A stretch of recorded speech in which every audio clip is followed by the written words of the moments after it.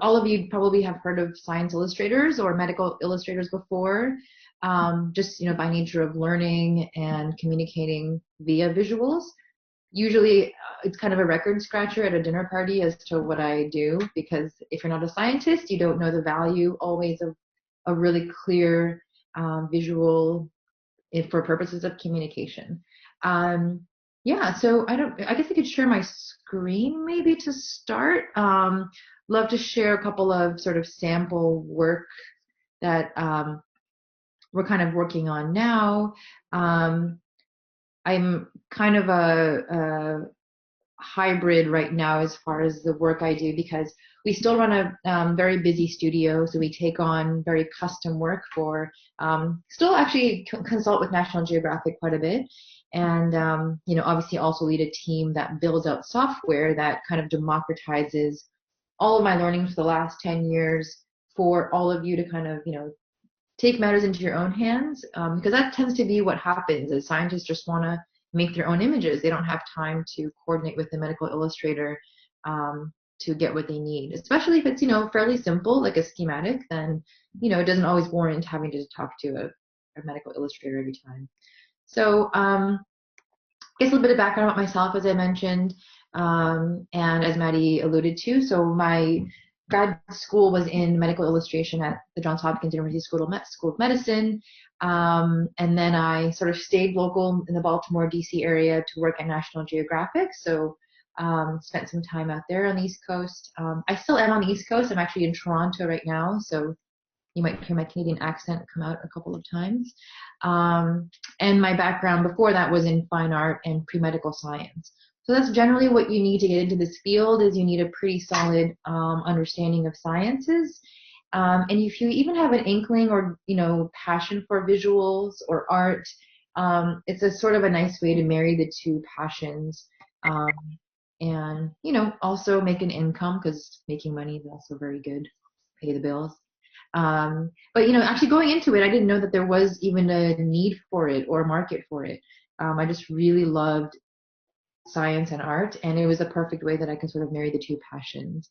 So I'm very fortunate that it's also a very deep pain point for a lot of scientists, from what I understand.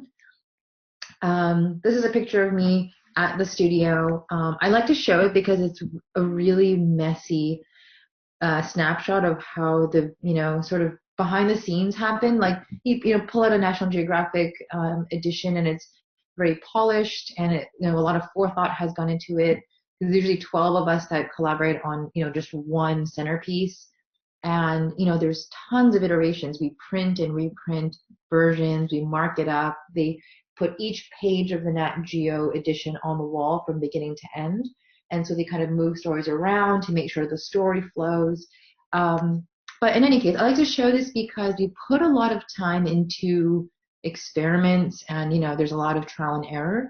But when it comes to visuals, we don't always give it the same care, the same iteration and messiness and scrappiness. So I always encourage scientists to not be afraid to go through the drafting process and show your kind of dirty work, show the sketches, show the process, and iterate on those images over and over, similar to the scientific process, but apply that to visuals, because that's how professionals do it.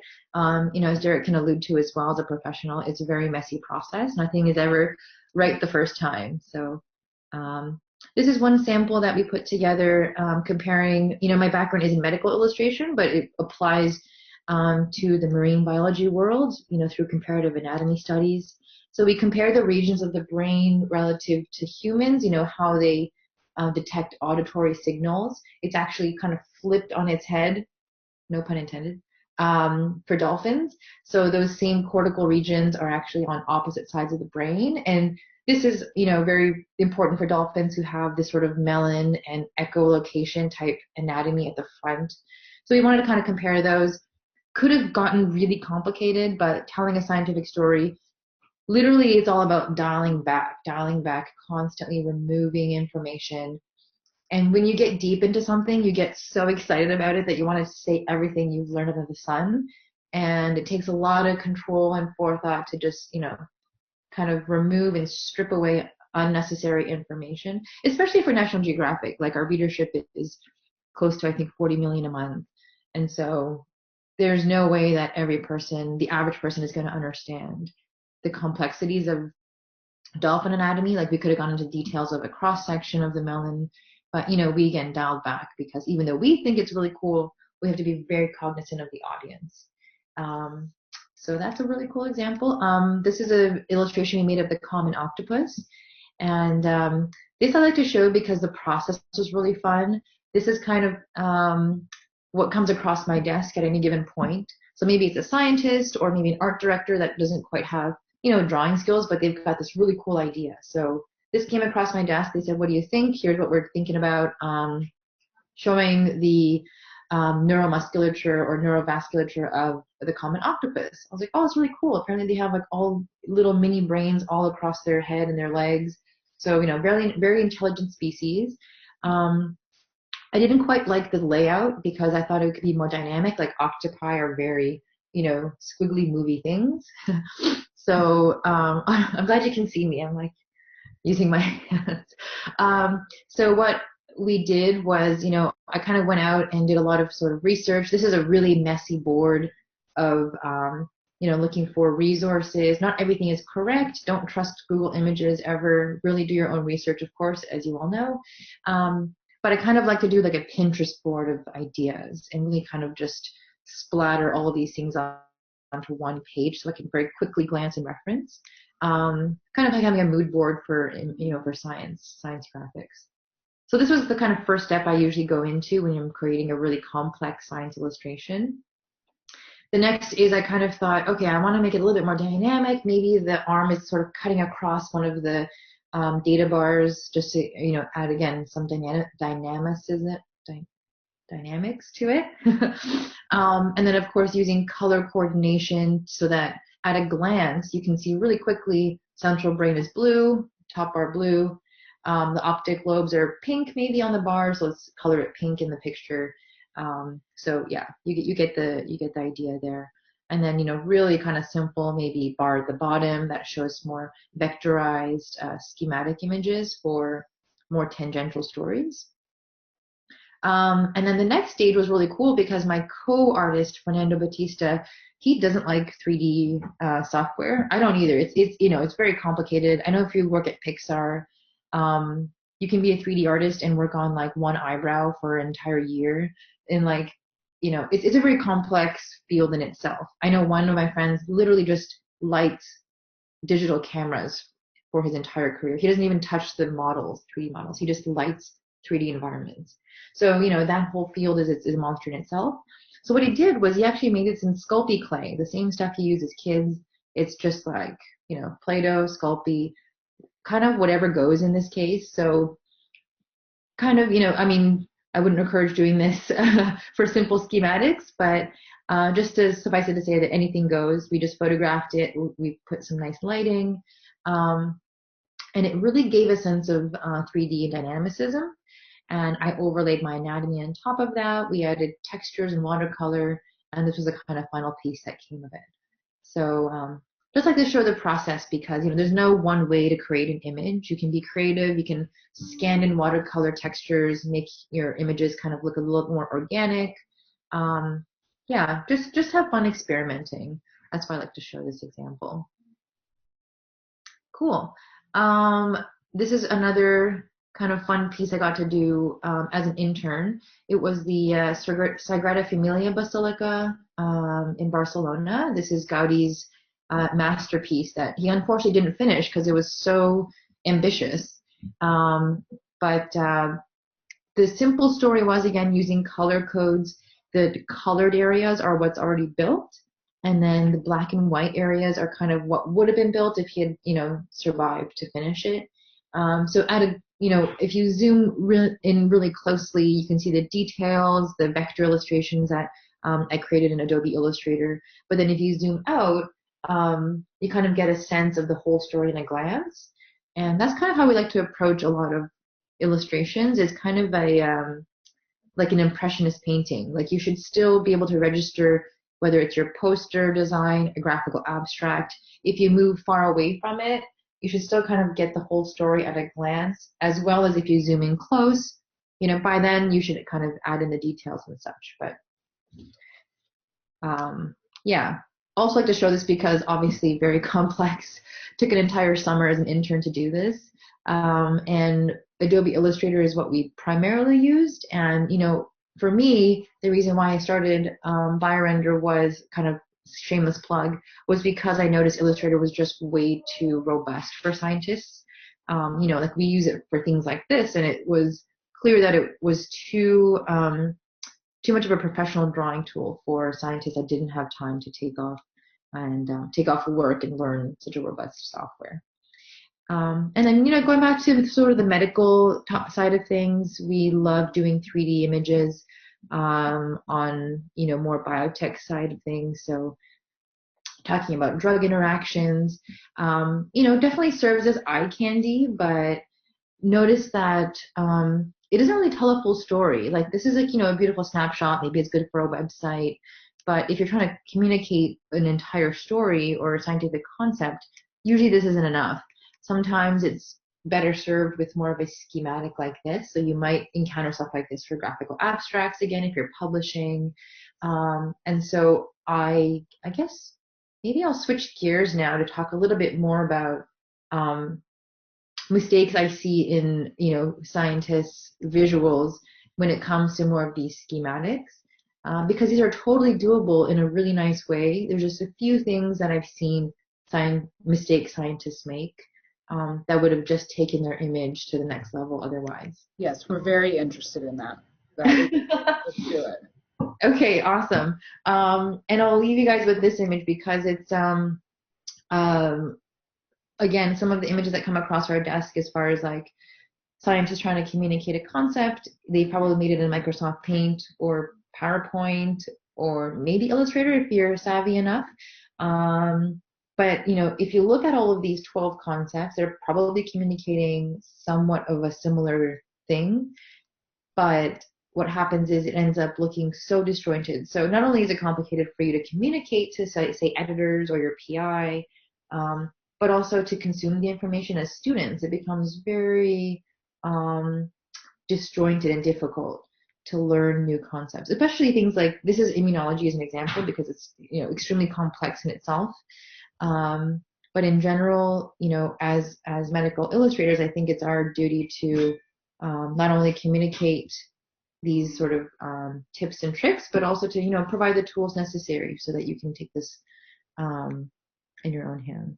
So for myself, I've loved creating medical illustrations and continue to, but now my focus has shifted a little bit into providing scientists with the practical knowledge and the tools to communicate their research themselves. Cool. So I kind of blasted through that, but I guess I can switch gears to giving a couple of tips. Yeah, actually, Shiz, why don't you go back and tell us, for one of those examples, what things about them that, and I know you're about to go into tips and that kind of stuff, but I'm really interested in let's pick one of those bad boys and you tell me the things that you think are problematic about them and why the version that you put in on the right is a better communication tool. That's a really good point. So I think in general, I think we can say right off the bat that some of them definitely are lacking in aesthetic quality. So the one on the far left in the middle that's got, I don't even know what it is really. It looks like it was made in Microsoft Paint.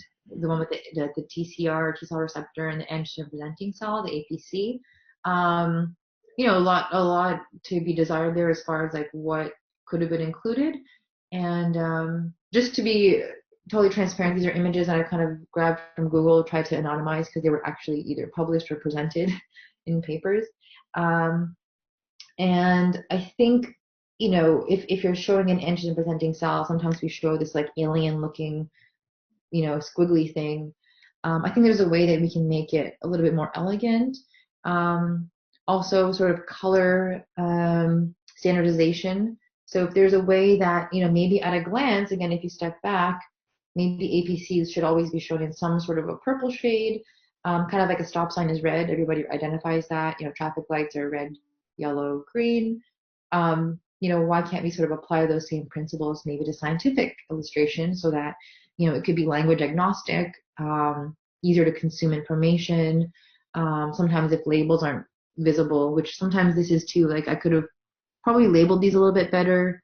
But yeah, and then as far as consistency across all of them as a whole, if they're all trying to share the same thing, they should have some sort of consistency across them.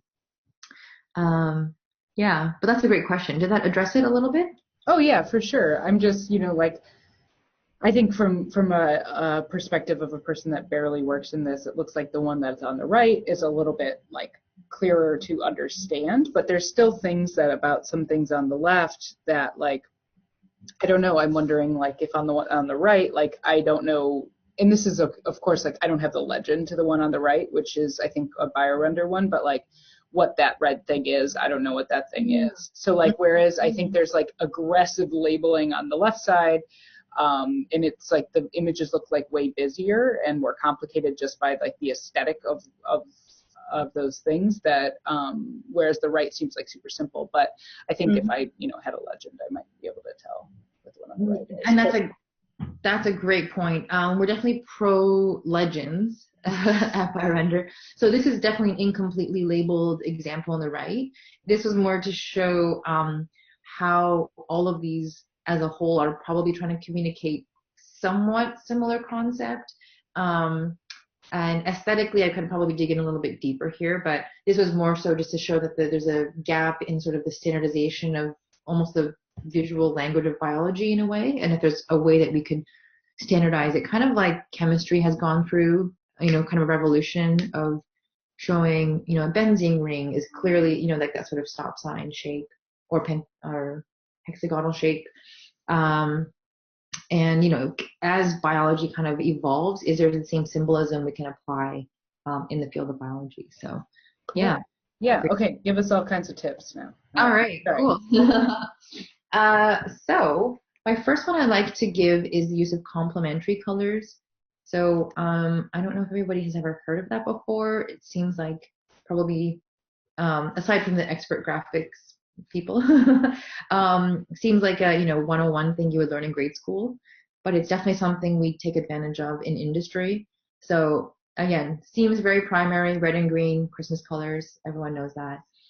Orange and blue, yellow and purple. Red and green we tend to shy away from because of colorblind folks, but orange and blue and yellow and purple are definitely free game as far as trying to highlight important parts of your story. And this will make sense in a moment, but just try to keep these in mind. If you're going to memorize anything, just memorize those color combos: orange and blue, yellow and purple. And in industry, Fortune 500 companies use these color combos to their advantage because they know it works. It captures people's attention. It makes you want to buy, or at least focus your attention on their logos. And I think we could take advantage of this in science illustration if commercially it's being used so effectively. Using the example that I showed earlier, this kind of also uses that same color palette, but you probably didn't know it when you first saw it. So using these sort of orangey, warmer colors in contrast with like a cool blue tone tends to make both of those pop independently. So right here in the EGFR, as that's docking, if you would have used maybe a green circle color docking onto that ligand, or the receptor, it probably wouldn't have popped the same way.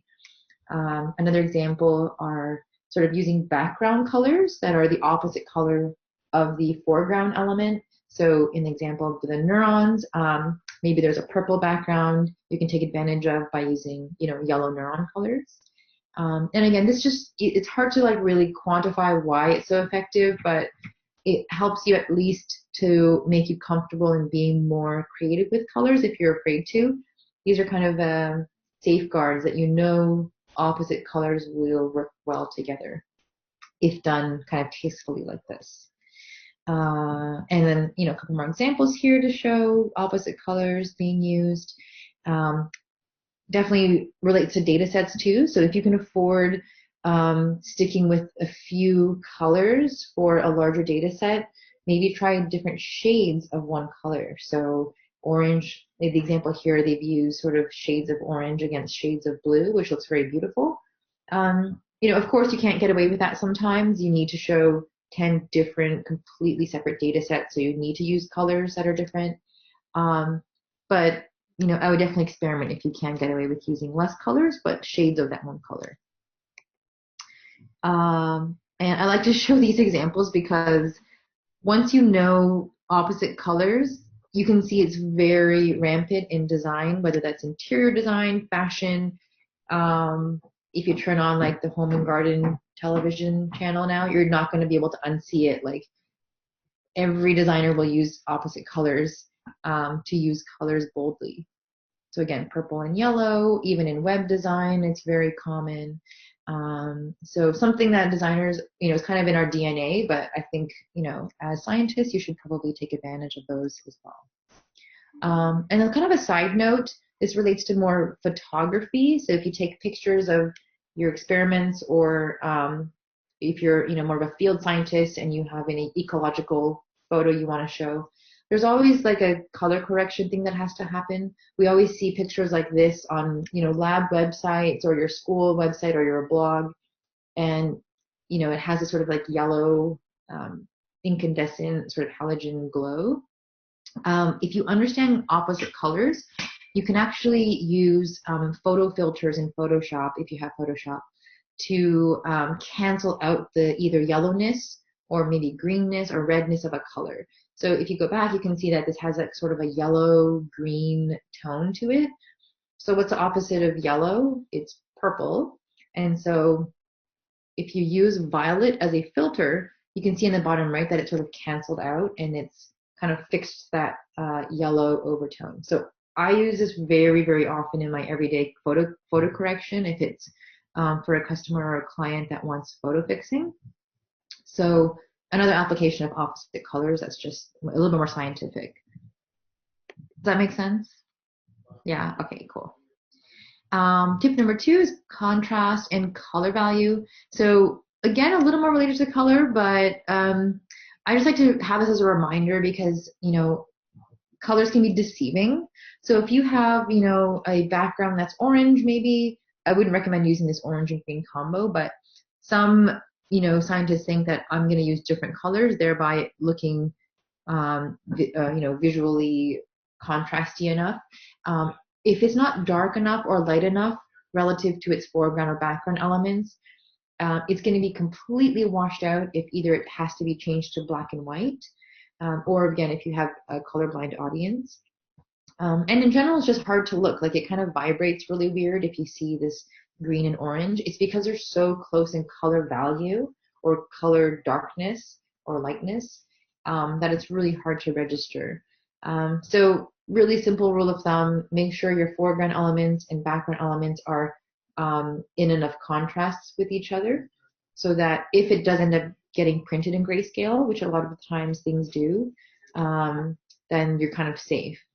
And what we do is we usually just print it on an inkjet printer in black and white or convert to grayscale in Photoshop, or I think any tool, many graphics tools have sort of like grayscale conversion options.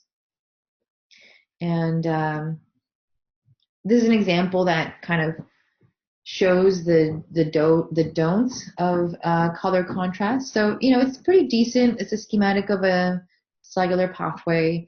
But, when you convert it to black and white, you notice that the little purple dots are completely, they're very difficult to register. And also the labels are almost completely invisible.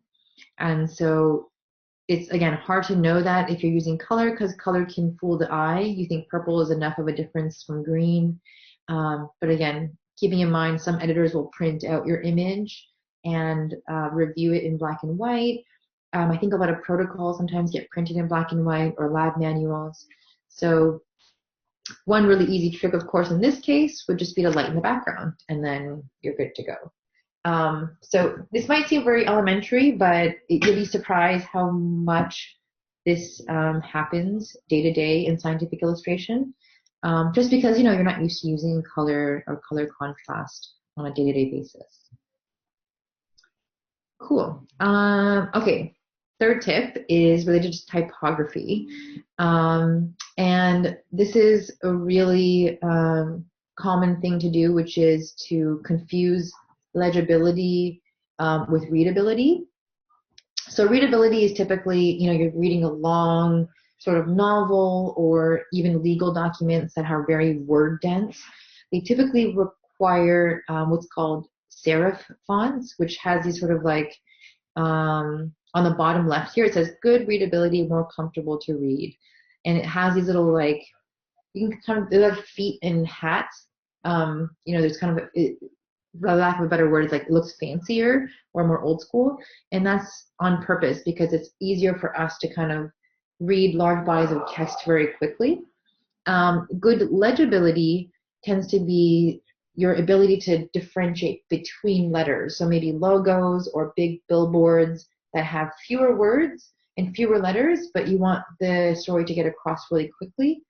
That tends to use sans serif. So you can see that in the good legibility, the letters are not as fancy as the good readability text. It doesn't have all those little bells and whistles on the ends of the T's and the Y's. So that's a good differentiator. And I think I've got an example here of sort of the anatomy of those letters. Readability, again, has those like little hats and feet attached to it, and legibility is, without those. And then going back to the color thing, if you can get away with it, I would stick with one font type or two at max. Probably not Comic Sans or like Wingdings. And use like variations within that. So a lot of the times lately, Arial will have a nice font family associated. Proxima Nova is a really nice one too. It's got all the different like types of it, whether it's semi-bold, italic, bold. Again, kind of nice guardrails that you can be sure it'll all go together within one image. And again, sometimes you can't get away from that. I know sometimes for like gene sequence images, you need to use like that sort of typewriter font, which is very common to label DNA elements. So, in that case, it's more of a visual cue than a label. So yeah, but besides that, wherever you can, try to keep it consistent. Cool. How are we doing for time? Yeah, we're good. I mean, it depends. Like, I think we could talk about, I want to make sure we have 15 minutes at least for questions, and if you want to talk about BioRender. So we've got about 10 minutes between those two things. So why don't you, finish up your tips and tricks, and then you can talk about BioRender for a minute, and then we'll get to questions. Okay, awesome. I hope this is useful so far and not like completely. This is extremely useful. I've learned more about colors in the last 20 minutes than I've learned in my entire life, and I work in science videos, so this is very useful, speaking for myself. Okay, good to know. And I can make these slides available later if you want to go back and review them. Cool. Margins and padding, also just something that it's usually the first thing I do to fix someone's poster or slide deck. It's literally straight to margins and padding. And like, yeah, Dirk, you're like nodding your head because this is like, yeah, your bread and butter too. But something like this, I just pulled this from the internet. They did a pretty good job here of leaving a nice border and edge around both the title, subtitle, bodies of text, pictures. And if you break it down a bit more scientifically and you add margins or just, lines across everything, this may have not been immediately apparent, but they actually picked one unit, whether that's maybe an inch, inch and a half, 2 inches. Just pick one unit and follow that all the way around all of the sort of titles, subtitles, even sidebar elements. Again, seems very simple and elementary, but it adds so much professionalism to your graphic, whether that's, again, a publication image or a poster. The tendency is to kind of fill every bit of a space with as many words as possible, but not good for legibility. Also not good if you're getting it printed, because printers need that sort of padding on the edges, the bleed lines they're called, or crop marks, because if they're going to be printing right to the edge, they need to know that the words or the pictures aren't going to get cut off. So it kind of adds some padding as far as an insurance that it's not going to get cut off. But then, yeah, it just looks professional. So we kind of equate it to, Chicago, that's very notoriously known for their very beautiful grid lines. It's not hard to find your way around if you're going east, west, north, south, versus getting lost somewhere like Paris, which would be nice if you're on vacation. But, getting directions to go east, west, north, south would be almost impossible unless you had your Google Maps app or a printed map or something. So, you're not always going to be there physically to walk your audience through your visual story. So always keep that in mind. Use grid systems to your advantage. Even though it might seem restrictive or very elementary, you have to assume that your audience is going to get lost in your image because they're coming at it for the first time. Cool. This is a sample poster I pulled from the internet again. I tried to anonymize it as much as possible so they are not outed, but you can see on the left, the panel with the text, I probably would have added more padding from the left side so it doesn't go right to the edge there, if you can see that. Also probably would have spaced out the graphs a little bit better and, aligned the results and intro better to their respective images below them. And on the right is a really nice template on the UCSF website. I think it's free for everyone, just grab it. They did a really good job again of making sort of even padding all around each of their bars. This was probably made by a professional, so you can tell that they've incorporated those elements. And then going back to the complementary color theme, they've used orange and blue. Again, going back to what's sort of inherent in designers' eyes. They probably didn't even think about it that explicitly when they put it together, but you can see it works very well. Cool. And I'll leave this slide up. Avoid these outdated styles. Rounded corners, it's coming back slowly, but I would avoid it right now. Drop shadows, gradients that are also very popular, like the Instagram logo has been changed to like that gradient Instagram logo, but difficult to do well unless you're a professional, so I would avoid it. And one of the reasons is because of the idea of color contrast again, or color value. You can see that as the value in the background changes from dark to light, going up to down, it's hard to find elements that will fit on top of a gradient, the entire gradient through. So avoid those. Word art, of course, I think maybe it's still available in Word and PowerPoint, I'm not sure, but avoid it if you can. There's a place and time for it. Feathered edges on images, that tends to be also make things look a little bit dated. It's like sort of a 90s effect that was popular. And then fancy bullets, like, arrows, arrowheads that are like actual arrows. Just try to keep it, maybe a circle. Cool. And this was, you probably sit in lectures that have this kind of color swatch. Definitely try to avoid that sort of yellow on blue PowerPoint color palette that was popular again in sort of like the 90s. Harkens back to sort of like that Saved by the Bell color palette. Yeah, just looks a little dated, so I would just avoid that color combo altogether. I think that's all my tips for now. If you have any questions about what I went through, kind of plowed through it really quickly, but I can address those. Yeah, I mean, I think that, yeah, everybody, again, you can go to manage, like go to participants and then raise your little hand if you want a question, and I can make sure that we don't overwhelm Shiz with a billion questions. But why don't you, while we're thinking about those, Shiz, why don't you just take like 3 or 4 minutes and say what you'd like to say about BioRender. We, like in the NPR SciComm community, we're never going to be selling you anything, and in fact, there's a BioRender version that's completely for free. So Shiz is just going to talk a little bit about, what you could potentially do with this product. But again, know that it's one of the cool things about Shiz is that she wants scientists to have access to some level of easy illustration and graphics. So she's just going to talk about it for a little bit. Or she's left altogether. I don't. Anyway, okay, cool. Sorry, my computer's going to die. Oh, gotcha. Okay, cool. And yeah, as Maddie mentioned, I am honored to share something that we've been working on at BioRender. As sort of a little bit of a background, everyone that touches the app, as far as icon creation or illustration, has a master's degree, at least in science illustration or medical illustration. So everything is very vetted and scientifically accurate. If it's not, we also get feedback in this protein hinge is incorrect, or this anatomy is wrong, or this lab equipment is outdated. So it's being constantly updated.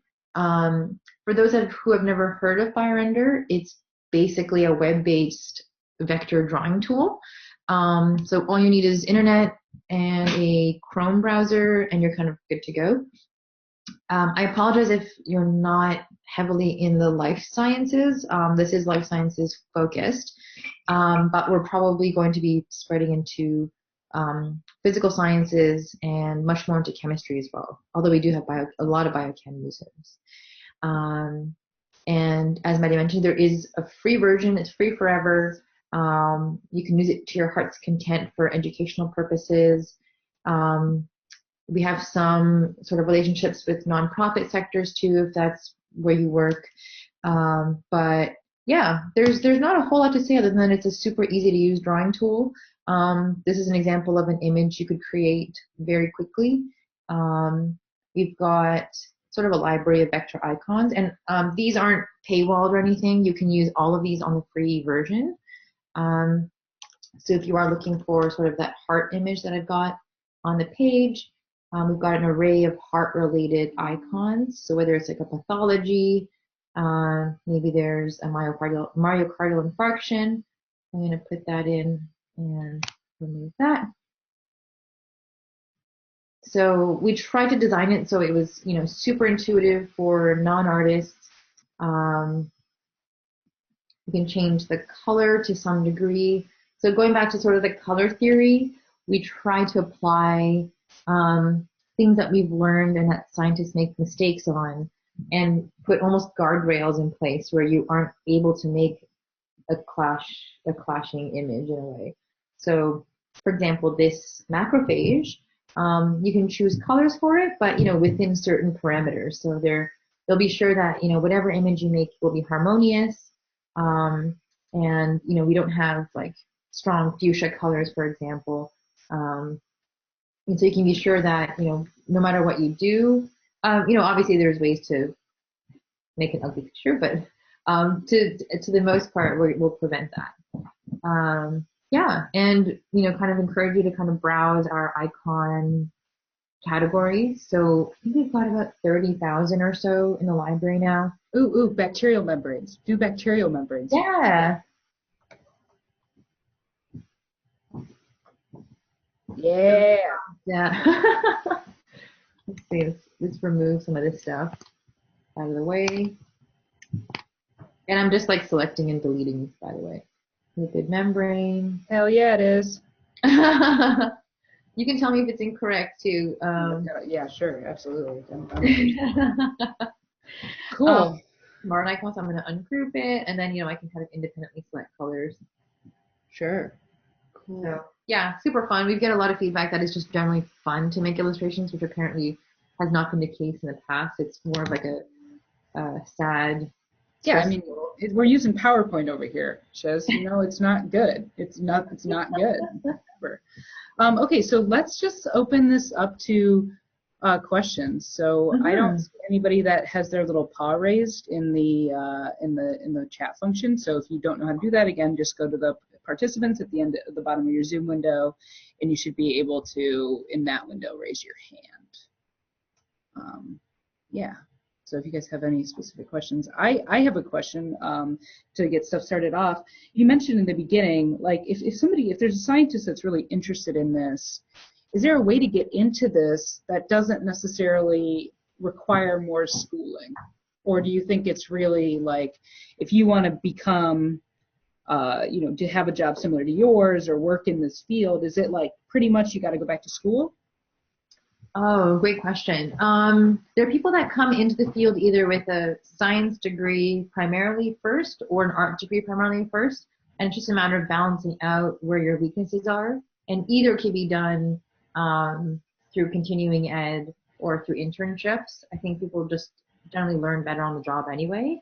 I would say the science background is probably harder to do, through YouTube videos, although I guess you could through like Khan Academy and stuff. But I think all of you in the audience have a leg up in that you have that solid science background. And then as far as art background, surprisingly, being able to draw traditionally first is really important. Taking digital courses is also important, learning Photoshop or Illustrator or things like BioRender. But having the foundational knowledge, if you want to really get into custom illustration work, figure drawing classes, like probably the hardest thing that even traditional artists still do. It's almost like if you're an athlete, if you go to the gym, as an artist, you have to figure draw because that's just like so hard to do, especially hands and faces and feet.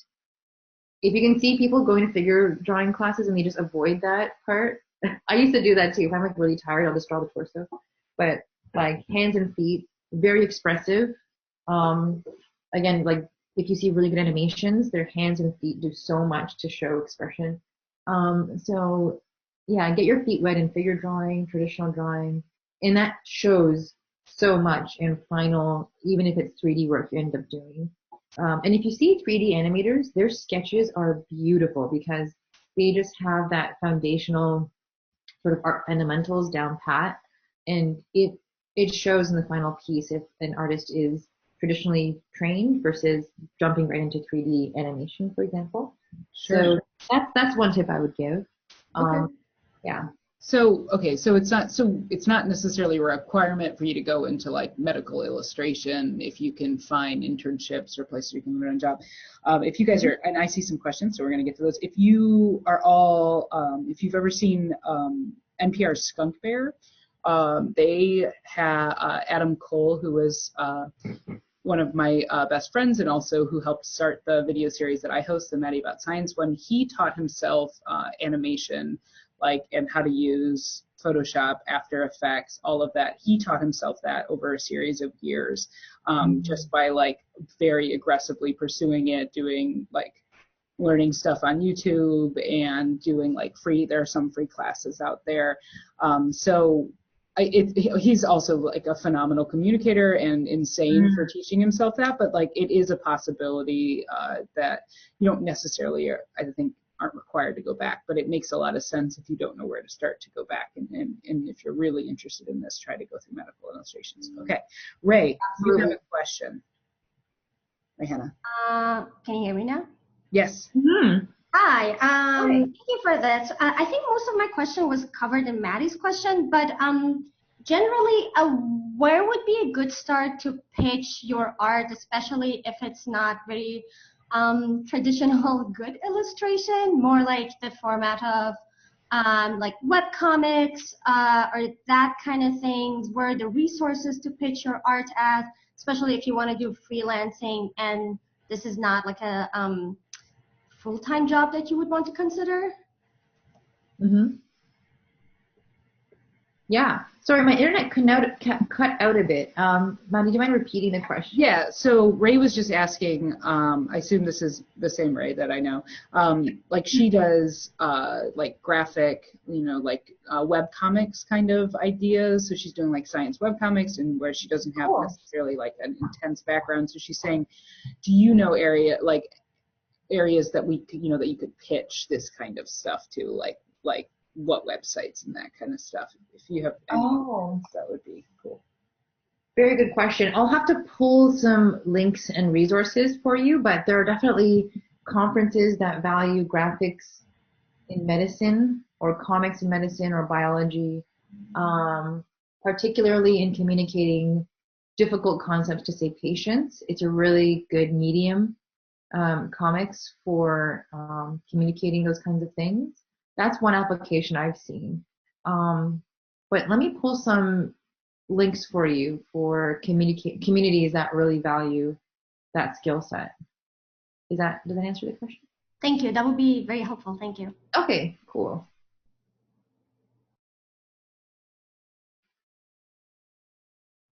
Maddie, you're mute. Yeah, I got it. Jordan, do you want to ask your question?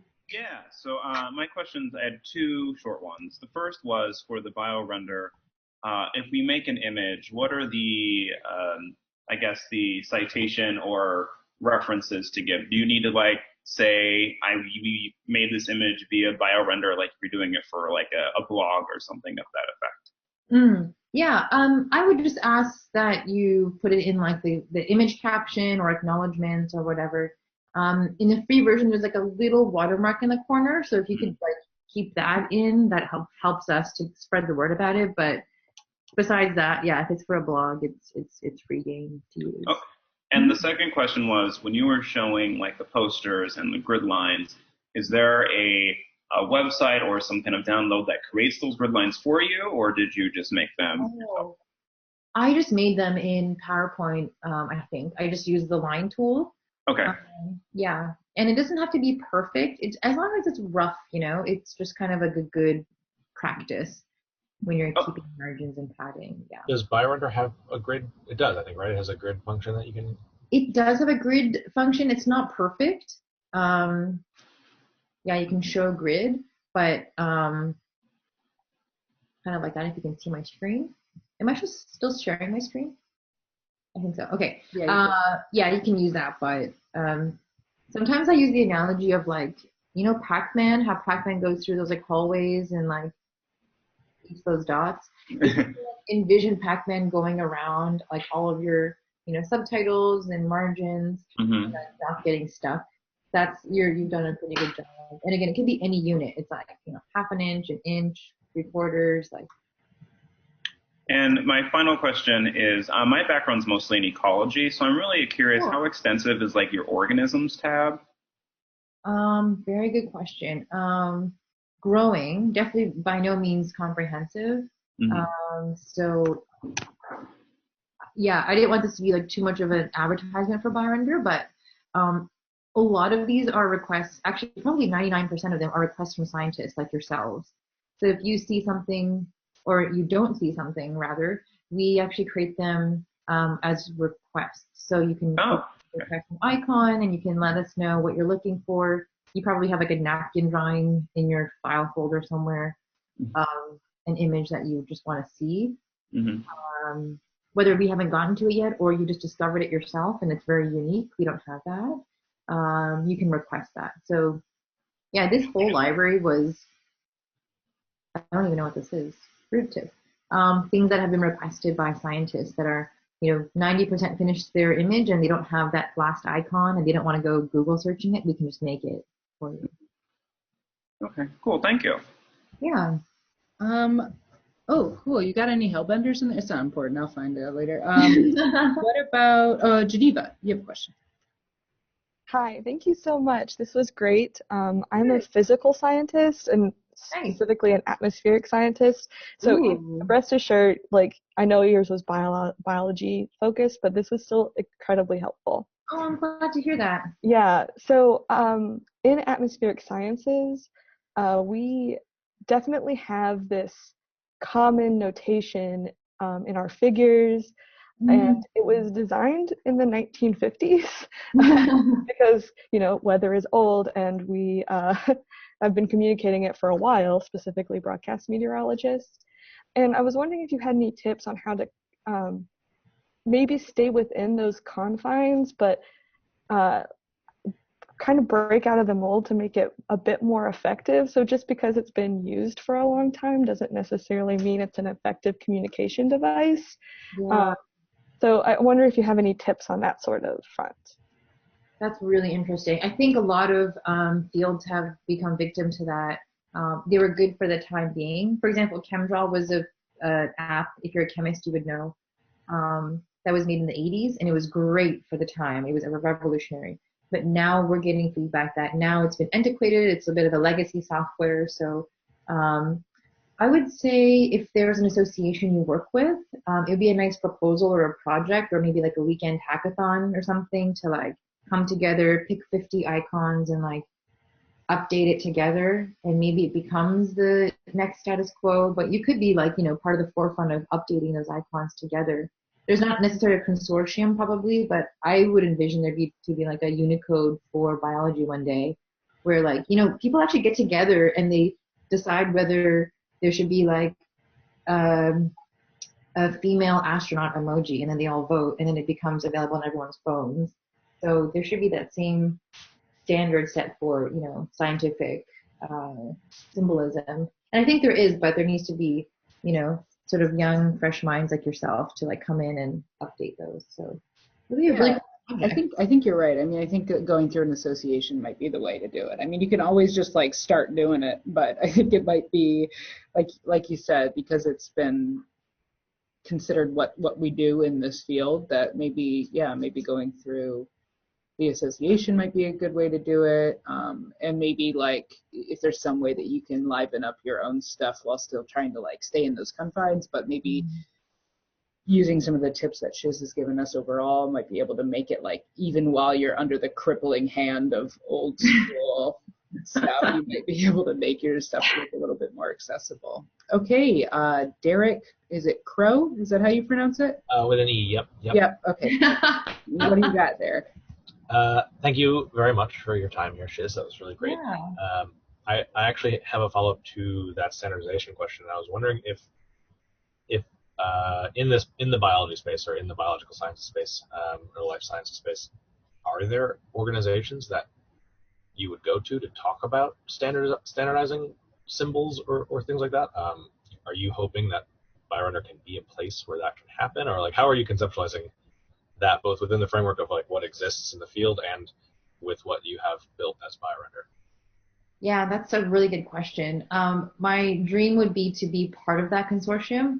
I by no means would be the, authority to put a, band of people together by myself, but I'm in the process of trying to find who would be that person or who would be even interested in it. There's obviously some conversation that needs to be had as to whether that destroys the community or the uniqueness of how biology is represented.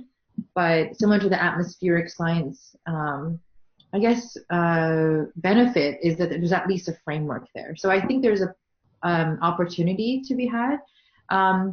Surprisingly, there are some groups that do it already. So systems biology, I think, they just sent me a list of like 10 or 20 open source GitHub hosted. What's that? Like the standard parts for systems bio? Yeah, that's right. So it's, a symbol for DNA, and it's like everyone in the world knows that this is a symbol. So I think people are getting towards that slowly but surely. It's just a matter of adoption and then figuring out who the best people in the world are to come together to make that possible. Cool. But yeah, if you have ideas, maybe we can collaborate. I think we all in the consortium of this one mentor chat vote that you're perfectly capable of doing that shit. Yeah. As a group of experts that we are, now that we've gone through this and learned about a lot of colors, we vote for you. So, what else do we have? Anybody else? I mean, I do love ending a meeting exactly at the time it ends, but I want to make sure that we have all of our questions answered. And what I will do is Shiz will send me some slides. I'll put together like a one-pager, and when I mean me, I mean I'll definitely delegate that to our new SciComm coordinator. But we will get like a little resource thing based on all the cool things that Shiz has talked to us about. Any other last-minute questions? Awesome. Well, this has been really, really cool. I mean, like I learned a lot of things today. And also, I think I wish that BioRender was a thing when I was a graduate student. I think it's very cool that you make that accessible to people for not a lot of money or zero money. So, so let us all thank Shiz for. Oh, wait, hang on a second. Okay, Derek. Never mind. Yes, you can stay, Derek. And Shiz, will you stay for a little bit? Derek has to go to the potty first, but he has some questions for you. Anybody else that wants to ask any questions? Okay, well, that is awesome. Thank you all for coming, and I will make sure that this mentor chat is recorded. We'll put it in the channel if you miss anything, and then we'll make sure that there's a resource page for you all. Well, Awesome. Thanks everyone for your time. It was a pleasure to meet you all. do you have a couple minutes to answer? Okay, cool. Answer Derek's question. I'm also just interested, like, so as far as BioRender goes, the things that you make for free on BioRender, are you still able to, is it strictly educational purposes, or can you publish a paper that has a BioRender made figure in it without paying for it? Right. So that's the only thing that's tricky because journals require sort of a commercial license. Like they want to show some sort of piece of paper or documentation that they own the rights or they have the permission to publish it. Mm-hmm. So that we would require a minimum of like a month subscription. And there's student prices. I think it goes down to like $8 a month based on an annual subscription or $15 a month or something. So that one fee will get you sort of unlimited use of that picture. Mm-hmm. And that's pretty much it. We try to keep the cost affordable for that reason. I think industry is like about $80 a month or so. Mm-hmm. So that kind of offsets the costs for us. Yeah. But that would be the only reason it kind of falls into commercial. Yeah, that's what I was wondering. So, I mean, it's amazing that you can use. I think a lot of figures that I made were not necessarily always for publication, but for like talks and stuff. So the fact that you can do that for free is awesome. So basically, if somebody wanted to use it and publish it, they would have to. Is it like sign up for an annual membership or a month, just like 1 month or something? Yeah, I'm just. Yeah. Okay. Mm-hmm. Cool. Because I had a feeling that, from a publication standpoint, because of the way that the journals work, that you might need to do that. Anyways, okay, so Derek, what would you like to know, sir? Oh, it's specifically, I was wondering about more questions about BioRender, like how many people you have working there, and then like how you split your time between your studio and BioRender. So we can wait. Those aren't useful for everybody else. That's totally fine. Yeah. So our team size is about 20. And then I would say maybe 30, including scientific advisors. So I kind of lean on my alumni at Hopkins and experts sort of around the U.S. and Europe and Asia to help us keep the library up to date. And then your second question was, how do I split up my time? So I would say right now, because it's sort of startup mode and growth mode, 90%, 95% probably BioRender, and then the rest Anatomize. And then Anatomize, my team there is about 10. So we've got medical illustrators working on the custom illustration work. And you started that as a company as well? That's like a separate entity? Yeah. That's right. Shiz, you've got so many companies. How about you have 45 people working for you? Damn. That's awesome. All right. What else? Everybody, by the way, if you want to just take... Oh, Betsy. Go ahead and ask your question, Betsy. I'm going to take you off mute, Betsy. It's happening, so prepare yourself. Oh, you're off mute. I can't really hear you. Maybe if you just type in the chat, Betsy, the chat function, I can ask the question for you. Also, since we're a smaller group, I think you guys can just take yourself off mute and ask the question if you'd like. If you still have questions, or I assume some of you are just lurking like little creeps out there. I do that all the time. I hang back. Mm-hmm. Most demos are... Anybody else? I don't hear anybody. Betsy! Oh, I've been there. Okay. She started screen screen. Oh boy, Betsy, you're doing some weird stuff. Oh, do you have site licenses for BioRender, for a university? Is that an option? Yeah, so right now, HMS or Harvard Medical School gets access site-wide. Columbia, Princeton, Stanford, I think, so far. So we're going to try to convince our institutions to purchase a license is another option.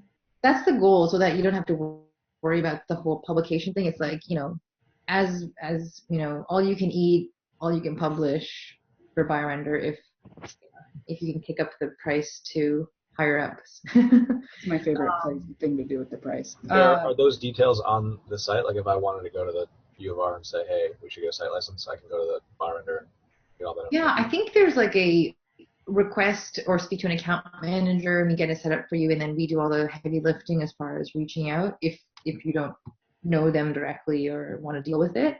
It might be on the pricing page. So yeah. Kate, do you want to ask a question? I see your little paw is up. Betsy, I just saw your thing in the chat. Kate, what would you like to ask? Yeah, sure. Can you guys hear me? Yes. Woo. So I wanted to ask a little bit about video in terms of medical illustration, because like everything is very static, but a lot of papers are now having videos made of them. So I was wondering where you think that fits into the whole field of medical illustration. Oh, that's such a good question, because I have heard inklings of journals wanting to start going video because they're going digital anyway. So if it's moving away from paper, then they have that, they're afforded that ability. And I want BioRender to move with that trend. So being able to offer really simple animation tools within the app. I think PowerPoint does like actually a decent job of doing, cell moves from point A to point B, and you can kind of animate that in a slide. Not like the most user-friendly interface for that. And, sometimes doesn't work when you go to present and it's like, awkward. But something that we're definitely cognizant of, and I think animation lends so well to scientific communication. So, yeah, definitely keep your eyes out for that update in the app. Okay, so I believe I have interpreted what Betsy has said. Okay, Betsy, here we go.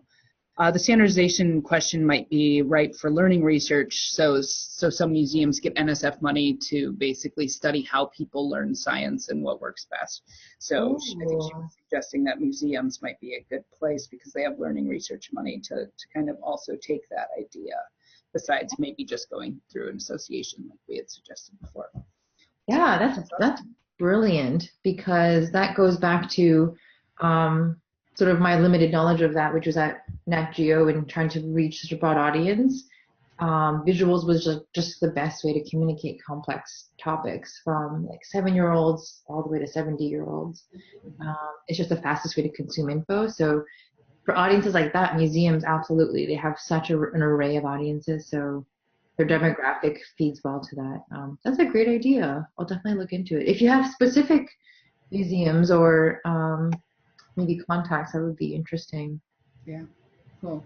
All right, cool. Well, let's let Shiz get back to work. Sounds like she's pretty busy, I guess. But thank you so much for doing this.